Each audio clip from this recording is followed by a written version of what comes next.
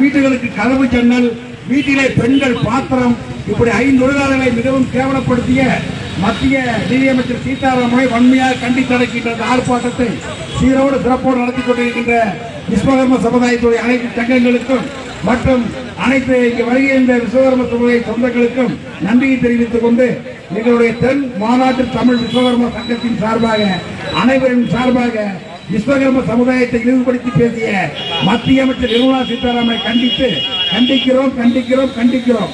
இன்னும் இந்த மாதிரி ஆர்ப்பாட்டங்கள் நிறுத்தாமல் பல ஆர்ப்பாட்டங்கள் நடத்த வேண்டும்.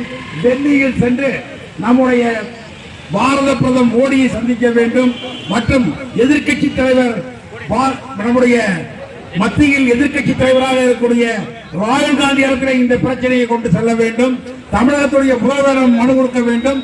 இந்த விஸ்வகர்ம போஜன திட்டத்தை பெயர் மாற்ற வேண்டும் என்ற கோரிக்கையை மத்திய நிதியமைச்சர் சீதாராமனுக்கு வைத்து மோடிக்கும் பாரத பிரதமர் மோடி இடத்திலையும் இந்த மனுவை கொடுக்க வேண்டும் என்று கூறி எனக்கு வாய்ப்பளித்த அனைத்து விஸ்வகர்ம சொந்தங்களுக்கும் நன்றி தெரிவித்து விடைபெறுகிறேன். வணக்கம்.